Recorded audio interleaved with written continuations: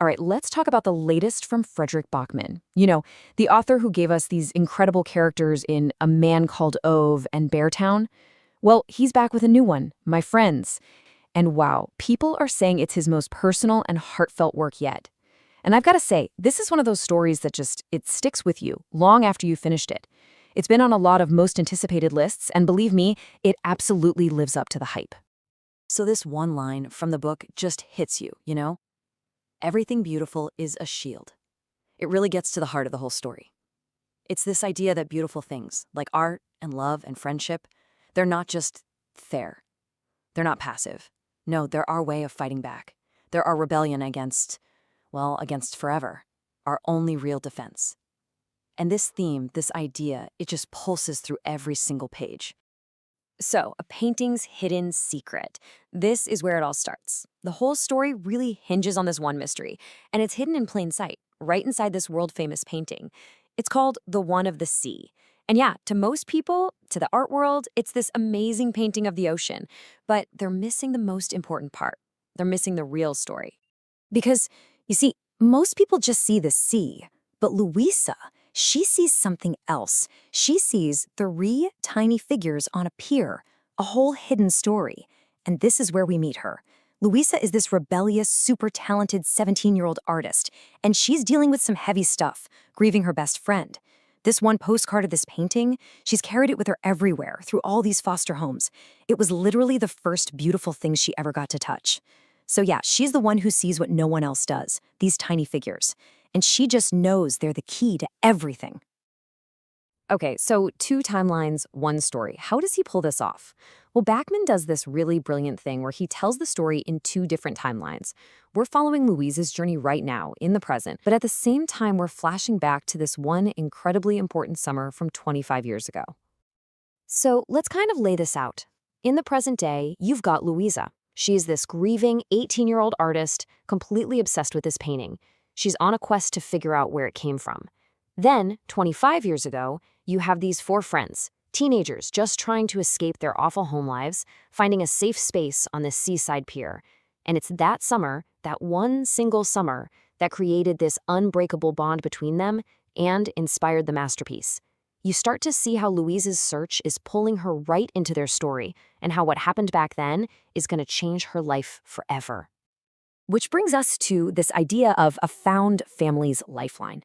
Because at the core of both of these stories is this incredibly powerful concept of a found family.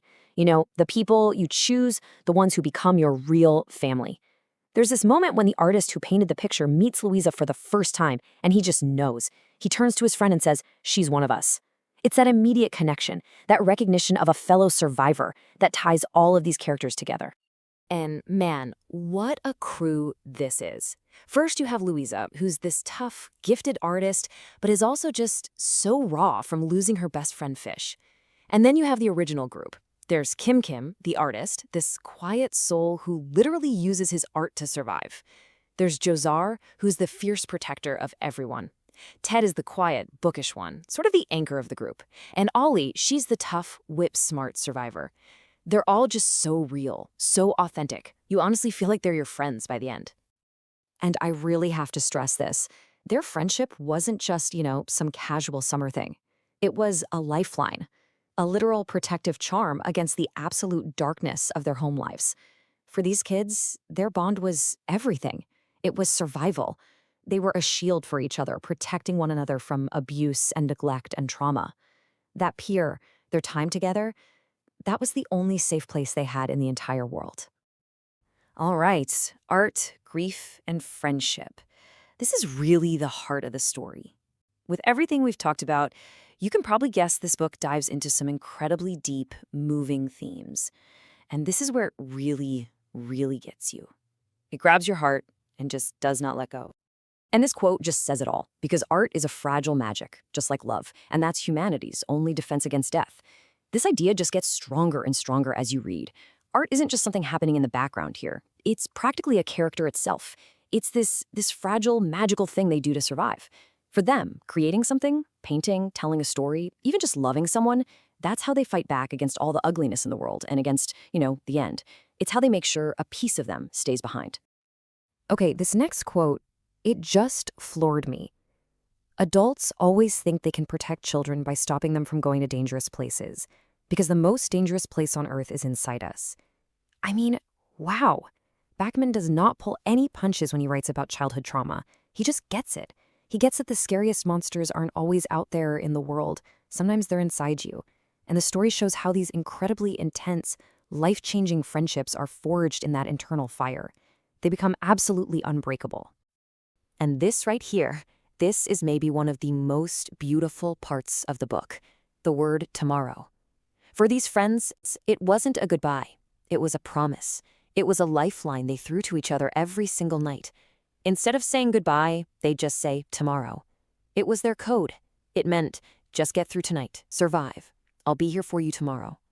It's this simple word that becomes this massive symbol of their loyalty, their hope, just their will to keep fighting another day. So let's talk about what I'm calling the Backman effect, what it actually feels like to read this book.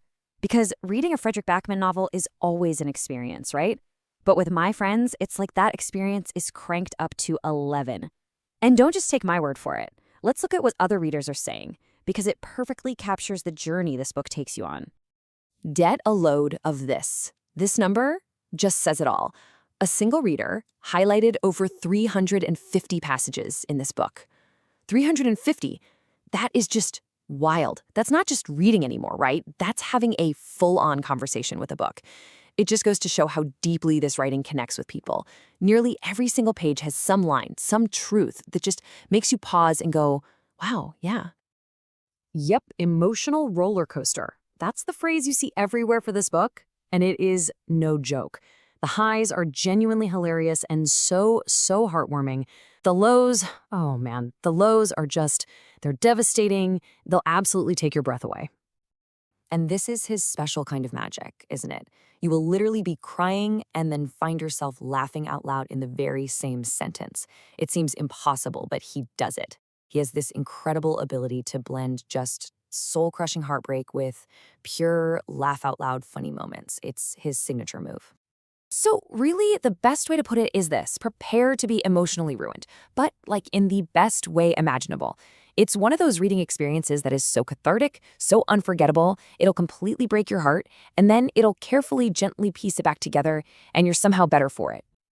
So why does this story stay with you? After that whole journey, what's the big takeaway? Why is it that this book just seems to stick in your head and your heart? I think it really comes down to this. This book is a devastatingly beautiful love letter. It's a love letter to the friendships that fundamentally shape who we are.